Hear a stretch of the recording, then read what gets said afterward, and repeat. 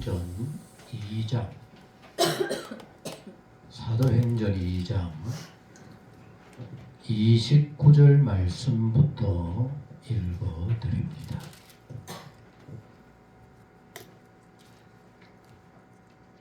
예수님이 붙잡혀 고난당할 때 무서워서 도망가고 예수님 모른다고 부인을 했던 베드로가 이렇게 엄청난 설교를 합니다. 여러분들 그걸 기억하면서 조용히 들어주시기 바랍니다. 형제들아, 내가 조상 다윗에 대하여 담대히 말할 수 있느니 다윗이 죽어 장사되어 그 묘가 오늘까지 우리 중에 있도다. 그는 선지자라. 하나님이 이미 맹세하사 그 자손 중에서 한 사람을 그 위에 앉게 하리라 하심을 알고 미리 본고로 그리스도의 부활을 말하되 그가 음부에 버림이 되지 않고 그의 육신이 썩음을 당하지 아니하시리라 하더니, 우리 같이 하시겠습니다. 이 예수를 하나님이 살리신지라 우리가 다 이 일에 증인이로다. 아멘. 우리가 다 이 일에 증인이로다. 참으로 귀한 말씀입니다. 주님이 가신 길, 우리가 주의 고난을 기억한다 하지만 과연 어느 정도라도 우리가 실제로 느낄 수가 있겠습니까? 우리의 그 모든 것은 말장난일 뿐입니다. 오죽 우리 주님께서 고통스러우셨으면 하나님께 제발 이제 마시지 않게 해달라고 부르짖을 정도로 주님에게도 십자가는 고난이었습니다. 죽음이었습니다. 그러나 우리를 살리시기 위한 하나님의 영원한 구원 계획이었기에 찬송하며 나아가셨습니다. 저희들 믿게 하여 주옵소서. 부활에 동참하는 하나님의 자녀들이 되게 하여 주옵소서. 이제는 어떤 경우에도 부활을 믿고 내 신앙의 삶 거친 세파 속에서도 이겨갈 뿐만 아니라 증인되어 살아가는 자랑스럽고 복 있는 성도 우리 모두 되게 하여 주옵소서. 오늘도 사모하며 기다리다가 이렇게 주의 전으로 달려온 줄로 믿습니다. 하나님이 그 마음을 하실 줄로 믿습니다. 하나님 친히 말씀해 주옵시고 믿음으로 새롭게 하여 주옵시며 성령으로 확신케 하여 주옵소서. 오늘 우리 가운데 친히 말씀하시고 종을 통하여 친히 증거되게 하여 주옵소서. 예수님의 이름으로 기도드리옵나이다. 아멘.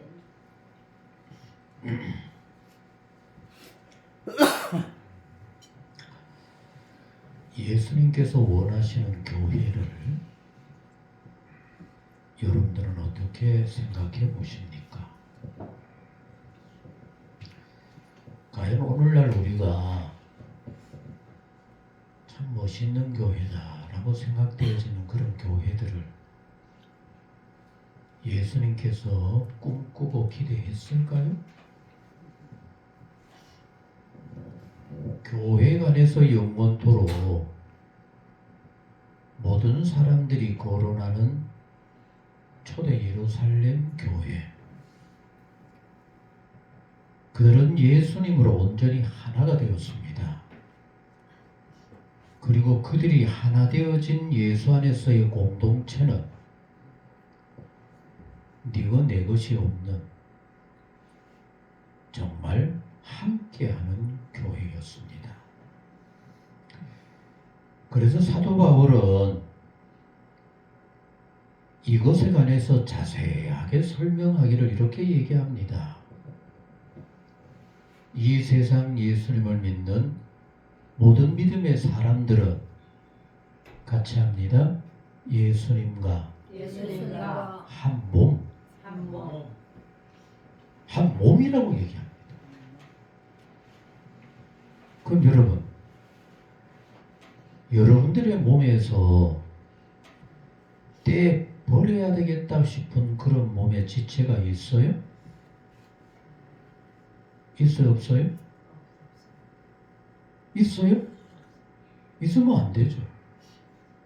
그럼 여러분들의 몸에서 가장 중요한 것은 뭐라고 생각을 해요? 그것도 없어요. 그래서 사도 바울이 얘기하기를 뭐라고 얘기하는가 하면은 우리가 더 하잘 것 없다고 여겼던 그게 오히려 우리 몸에 더 중요한 거라고 얘기합니다. 그럼 이 땅의 교회들은 바로 그걸 이루어 가야만 해요. 꼴 보기 싫다? 그래도 우리가 우리 몸에서 꼴 보기 싫다는 거는 뭡니까? 가만 보면 발을 그렇게 학대를 하더라고. 그 양말 뭐 그것도 우리 몸을 감쌌다가 나온 건데 그 양말 한번 신었다 그게 뭐 그리 더럽다고 그거 아주 뭐 없을 것처럼 여기고 발 한번 닦으면 뭐 아예 갖다 버려야 될 것처럼 여기. 그런데 그 발이 얼마나 소중한지, 발가락 하나만 다쳐도 얼마나 힘이 드는지. 여러분, 교회가 바로 예수님의 몸으로 비교한 것은 바로 이와 같다고 하는 것을 말씀하고 있는 겁니다. 참 오늘 아침에도 여러분이 문춘지 권사님을 잘 모르셔서 그러는데 참 오래전부터 잠을 잘 못 주무세요. 그리고 팔이 아파서 잘 못 쓰세요. 그럼에도 우리 성도들에게 나는 잘 못 먹지만 어떻게 하면 더 맛있게 잘 먹게 할까? 반찬을 바리바리 싸우는 그 모습, 한 몸 된 우리 모두를 이렇게 행복하게 하겠다라고 하는 이런 모습이 그게 교회입니다. 여러분 그렇게 돼야 그게 교회입니다. 성도가 많고 어리어리한 교회 건물에 있다 할지라도 그 안에서 말은 예수님 때문에 서로 싸운다고 하면서 그 싸우는 꼴을 볼 때 주님 뭐라 그러겠습니까? 이게 교회냐? 내 이거 원하지 않았다. 여러분, 그래서 우리 주님이 이 땅에 교회가 이루어지는 그 일, 사람의 생각이나 머리로 이루어지지 않게 하기 위해서 예수님이 세상에 계실 때는 교회라는 이름이 없었어요. 세우지 않으셨어요. 같이 하셨습니다. 성령의 사로잡힌 자들. 그때부터 교회라는 이름이 나오는 겁니다. 왜? 굉장히 중요한 얘기입니다. 같이 하셨습니다. 성령에 사로잡혀야만 내 주장이 없어지는 거예요. 내 생각이 없어지는 겁니다. 교회 안에 아무리 잘해도 내 주장이 있으면 그때부터 교회는 시끄럽고 싸움이 나고 깨질 수밖에 없어요. 나보다 남을 더 귀히 여기고 내가 나누고 싶고 어떻게 하면 나보다 더 저 사람들을 더 행복하게 할 수 있을까? 이것이 바로 주님이 바라시는 교회요. 우리 모두가 꿈꾸는 교회요. 초대교회 사도행전의 교회 모습이라고 하는 사실입니다. 여러분, 숫자가 많지 못해서 우리는 연약하다 생각할지 몰라도 주님이 바라시고 원하시는 참 교회를 소망하고 어떻게 하면 나로 인하여서 그런 주님의 기쁨의 교회가 이루어져 갈 수 있을까? 우리 모두 함께 기도하며 꿈꾸며 나아가는 복 있는 여러분들이 꼭 될 수 있기를 간절히 소원합니다. 아멘. 예수님 부활하셨습니다. 아멘. 아멘. 나도 부활할 줄로 믿습니다. 아멘. 부활은 너무 소중해요. 여러분, 만약에 예수님이 부활하시지 않으셨고 여기저기 얘기하는 것처럼 예수님의 제자들이 예수님의 시신을 훔쳐가고는 부활했다 이렇게 얘기했다고 한번 상상을 해보십시다. 그러면 구약에 오래전부터 예언되어졌던 하나님의 아들이 세상에 와서 고난당하다가 죄를 대신해 십자가 죽으시고 부활하셨다고 예언했던 그 예언은 어떻게 됩니까? 헛것일 뿐만 아니라 하나님은 거짓말장이요 없는 것이 되죠. 아멘? 믿어야 돼요, 여러분. 혹시라도 부활이 믿어지지 않는다 할지라도 입으로라도 고백하세요. 여러분, 참 성경을 보면 너무너무 의미가 있고 너무 오묘합니다. 왜 그런지 알아요? 솔직하게 우리 여기 앉아서 멋지게 앉아서 예수님 믿습니다. 말씀을 믿습니다. 얼마나 믿어요? 여러분 그 믿음이 진정 확신이 있는 믿음일까요? 조금만 문제 있으면 또 온갖 불평이 나오고 믿음 없는 모습을 보여줄 수밖에 없어요. 그래서 성경은 뭐라 그런지 압니까? 같이 하셨습니다. 믿음이 없어도 입으로 시인만 하거라.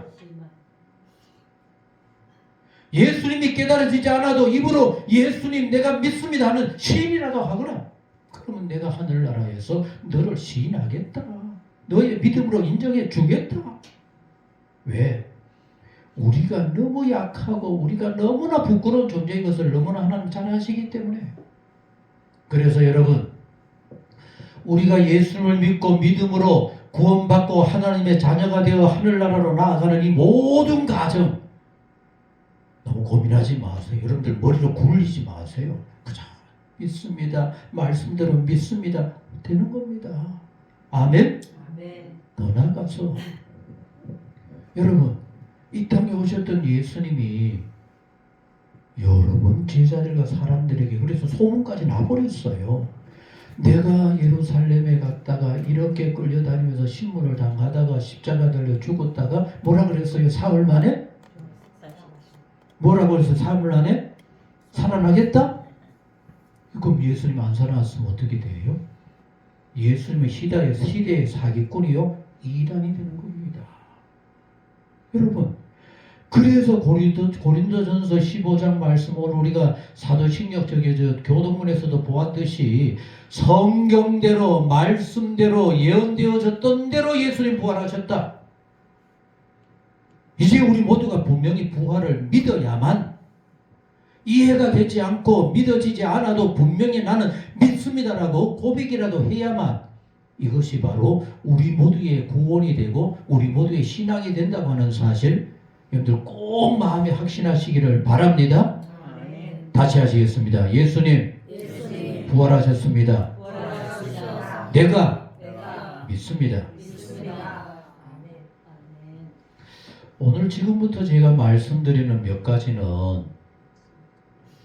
제자들이 직접 보고 얘기하는 게 아니라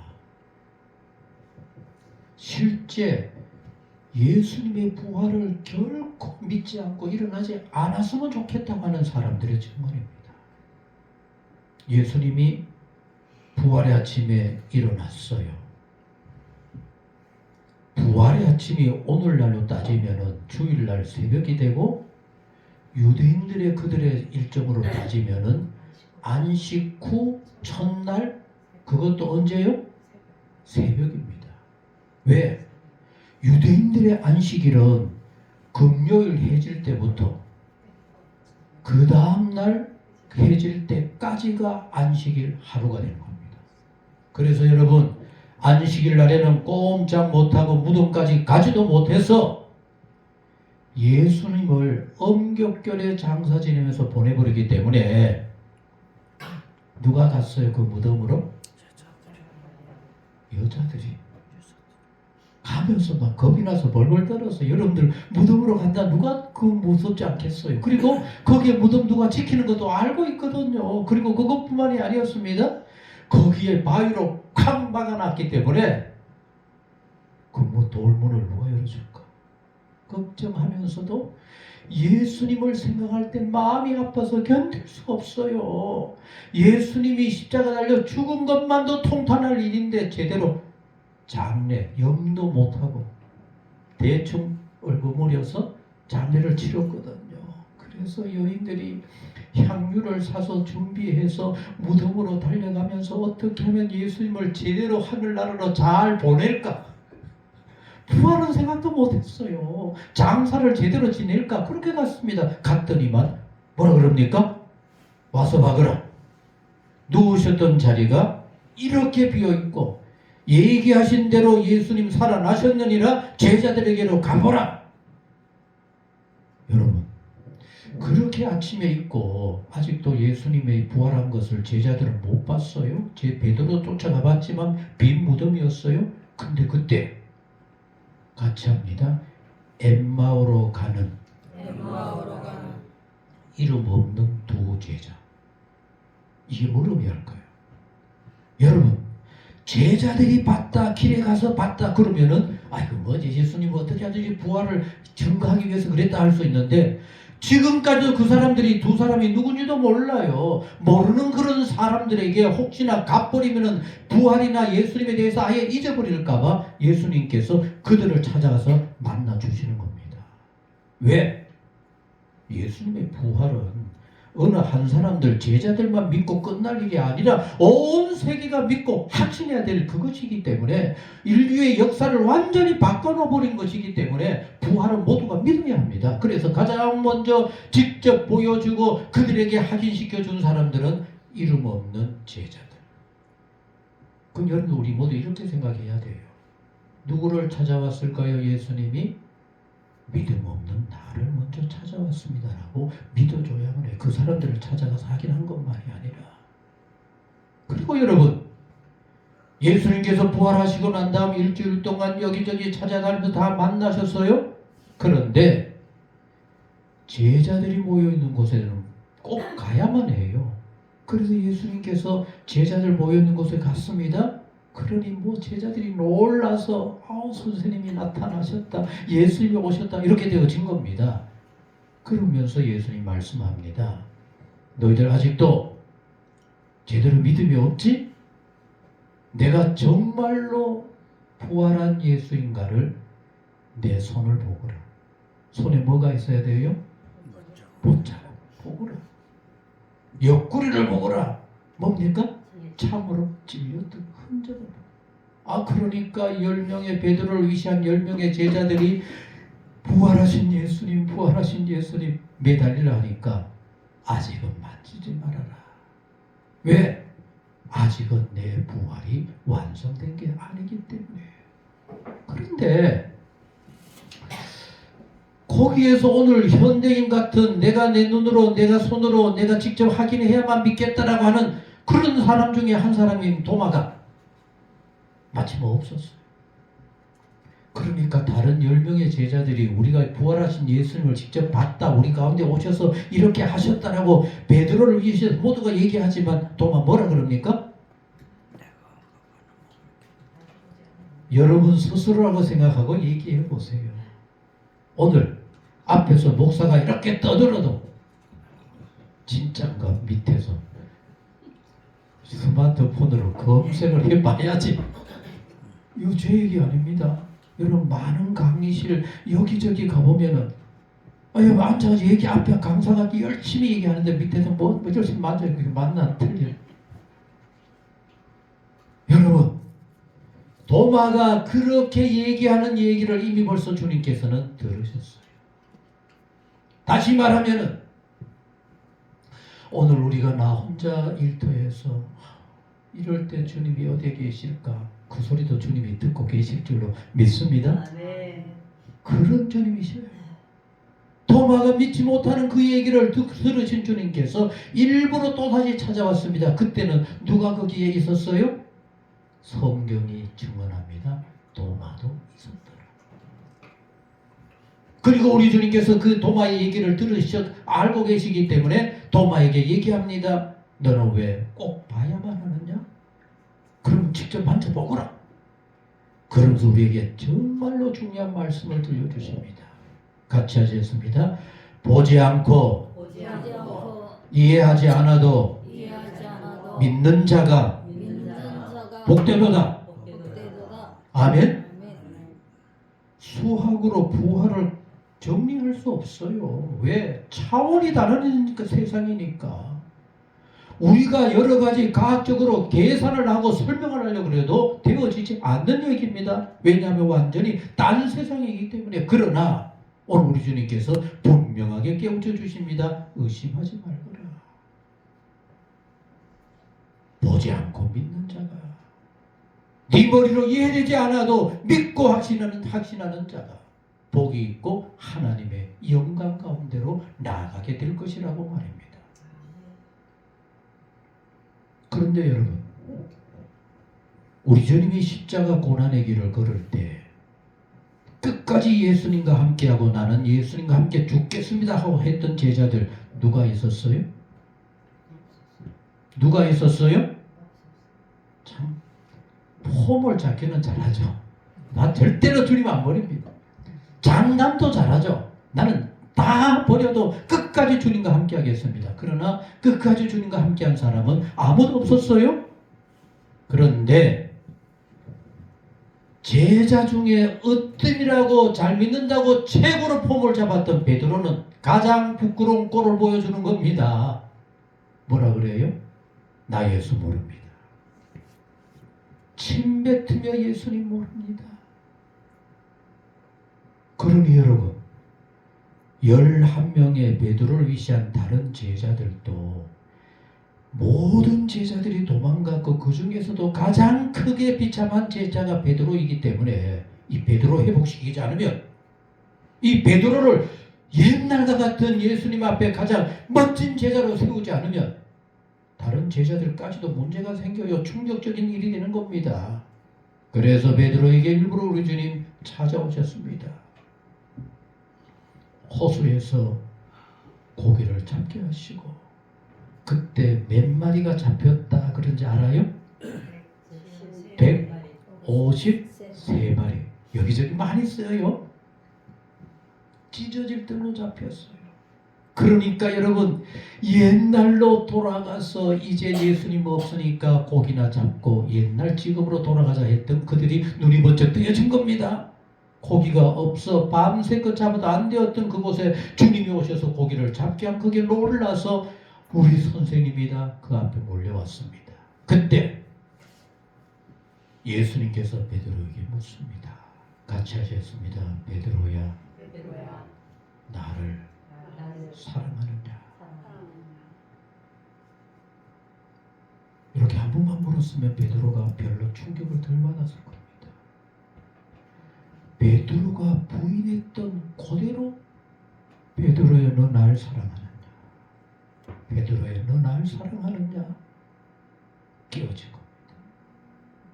그걸 보고 다른 제자들도 주님의 그 모든 우리의 부끄러운 것은 주님이 담당하시고, 우리는 언제든지 어떤 경우에든지 주님을 사랑함으로 새로워질 수 있다고 하는 사실을 베드로를 위해서 모두가 깨달아지게 되어진 겁니다. 그래서 도망갈 수밖에 없었던, 이제는 주님을 어떻게 만날까 싶었던 그 모든 제자들이 돌이켜 주님의 제자들로 다시 서게 되어진 이런 가정들이 바로 부활 후에 우리 주님과 함께 이루어진 여러 모습들인 겁니다. 그러나 우리가 알다시피 우리 주님은 어디로 가셔야만 해요? 하늘나라로 가셔야만 해요. 여러분, 우리는 예수님이 그저 이렇게 했다 얘기하지만 예수님은 모든 것을 계획을 하신 겁니다. 여러분, 평소에도 예수님을 일찌감치 어떻게 예수를 죽여버릴까 사람들이 막 불을 켜고 예수님 죽일 방법을 찾았지만은 예수님도 말씀하셨듯이 내가 너희들 가운데 말씀을 증거할 때 내가 지나가도 왜 안 잡았느냐 할 정도로 손을 못 댔어요. 그러나 때가 되어짐에 예수님 잡히셨고 때가 되어짐에 하늘나라로 가셔야만 합니다. 가시기 바로 직전에 예루살렘에서 감람산에서 제자들과 함께 있으면서 마지막으로 말씀하십니다. 같이 하셨습니다.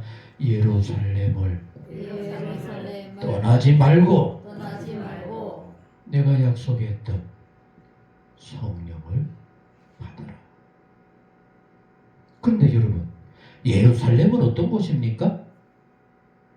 제자들 중에 고향은 거기 아무도 없어요.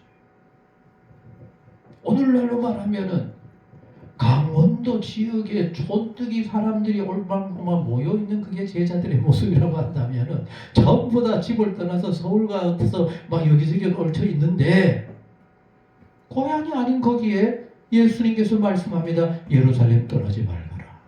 언제까지? 성령이 임할 때까지.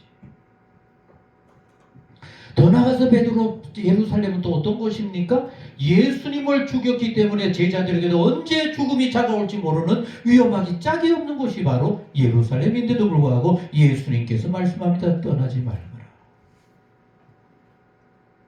옛날 같으면, 부활전에 제자들의 모습 같았다면 어쩌면 그거 안 믿고 뿔뿔이 헤어졌을지도 몰라요. 나도 살아야지 그랬을지 몰라요.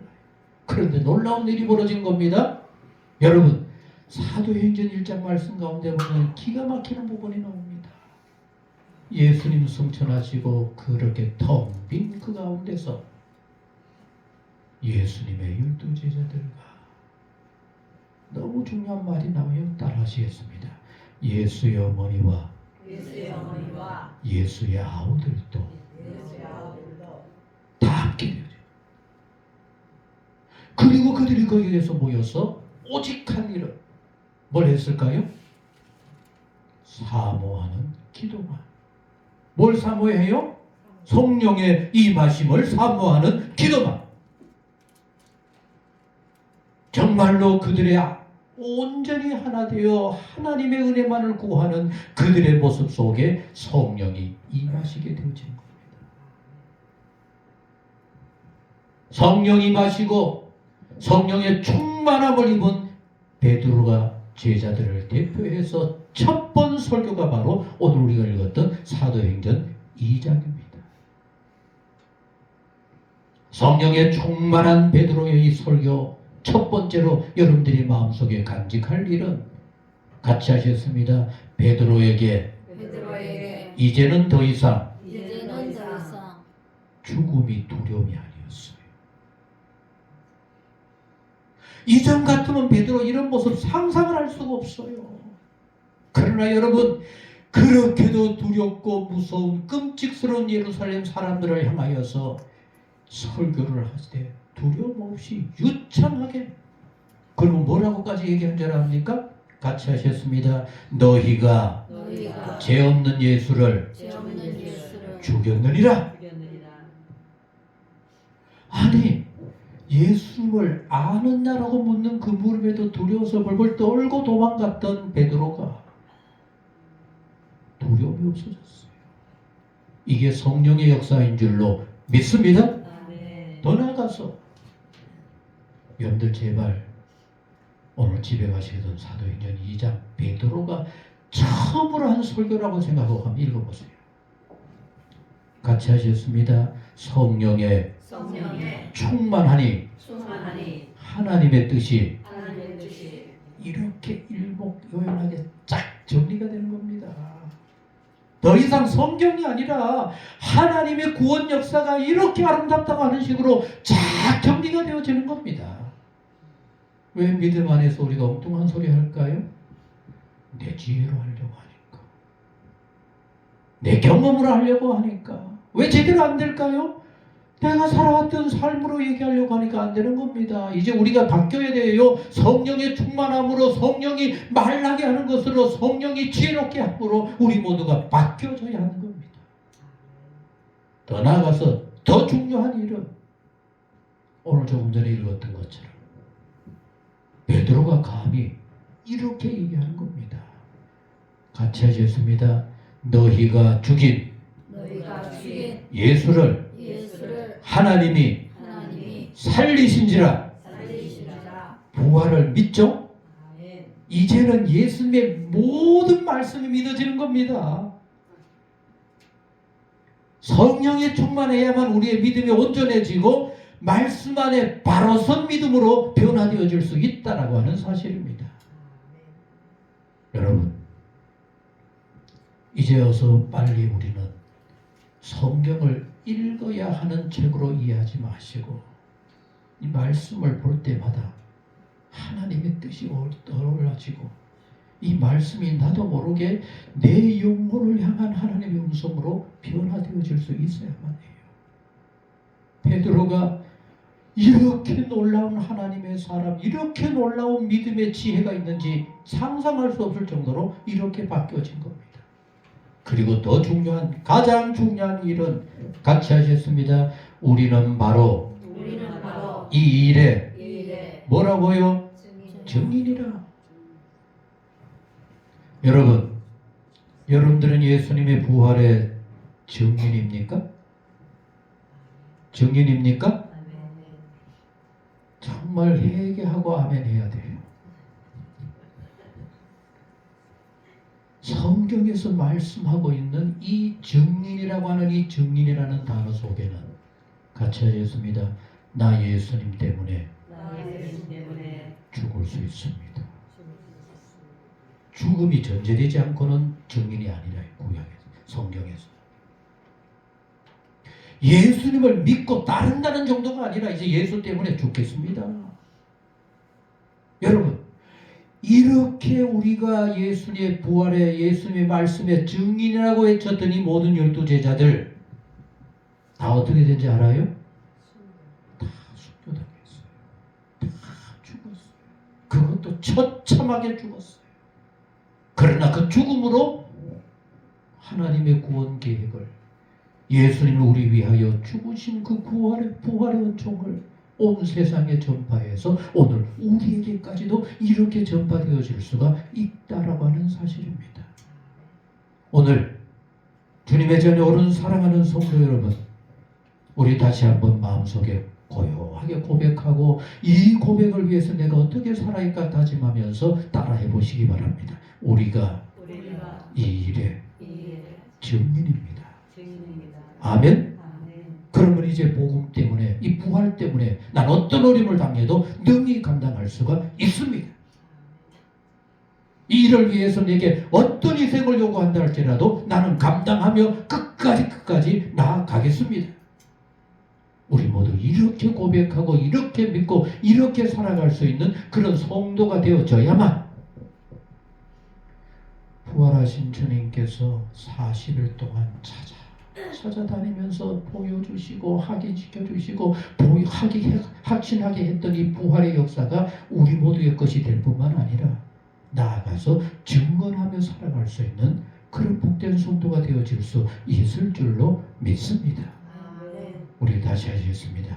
하나님께서 죄 없는 예수님을 살리셨습니다. 믿어지지 않아도 나는 이 일의 증인입니다. 우리 모두 이 신앙으로 주 앞에까지 달려갈 수 있는 복 있는 우리 모두가 될 수 있기를 간절히 소원합니다. 기도하시겠습니다. 하나님 아버지, 저희같이 어리석고 더디 믿는 저희들을 그래도 꾸짖지 아니하시고 이렇게 언제나 주 안에 그래도 주님께 붙어있게 하여 주시니 진실로 감사드립니다. 너희는 내 몸에 가지라 그랬습니다. 내게 붙어 있으면 열매를 맺고 그로 인하여서 하나님은 영광을 받을 수 있다라고 말씀하셨습니다. 절대로 놓지 않게 하여 주옵소서. 돌아서지도 않게 하여 주옵소서. 흔들려도 주님을 굳게 붙잡을 수 있는 복 있는 우리 모두 되게 하여 주옵소서. 오늘도 이렇게 아버지 앞에 예배하게 하시고 우리의 마음과 신앙을 주께 드리게 하시니 감사를 드립니다. 기쁘게 받아 주옵소서. 덮어 주옵소서. 아름답고 온전한 것으로 새롭게 하여 주옵소서. 우리 삶의 소중한 은혜, 이렇게 아름다운 예물들을 믿음으로 정성을 다하여 아버지 앞에 바치게 하시니 주여 진실로 감사드립니다. 아버지 받으시기에 합당한 예물, 아름다운 예물이 되게 하여 주옵소서. 아멘. 아버지의 영광을 위해 소중한 예물이 되게 하옵시고 아멘. 이 땅 풍성하고 넘치는 삶으로 우리의 모든 삶에 늘 주의 은혜로 함께 하여 주옵소서. 아멘. 건강으로 붙잡아 주시고 평안함으로도 지켜 주옵소서. 돌아보며 기도하는 모든 것에 우리 주님 늘 보살핌이 있게 하여 주옵소서. 아멘. 여러 모양의 감사 예물도 받아 주옵시고 주일원금 1,000번제도 소중하게 기억하여 주옵소서. 아멘. 아버지의 뜻이 이루어지고 아버지의 기뻐하심이 나타나는 곳에 아름답게 쓰여지는 예물들 꼭 되게 하옵소서. 아버지 하나님, 우리의 마음을 뜨겁게 합시고 어디에 있든지 무엇을 하든지 함께 하시고 도와주셔서 증인의 삶을 잘 감당하며 나아가게 하옵소서. 아멘. 부활의 첫 열매가 되신 우리 주 예수 그리스도의 은혜와 하나님 아버지 무한하신 사랑과 성령의 교통하시고 역사 충만하심이 주님을 믿고 부활의 첫 열매로 나도 부활에 나아갈 것을 소망하면서 세상 끝날까지 증인으로 살아가기를 소원하는 모든 성도님 모든 생활 위에 영원히 함께 하옵시기를 축원하옵나이다. 아멘. 아멘. 아멘. 아멘.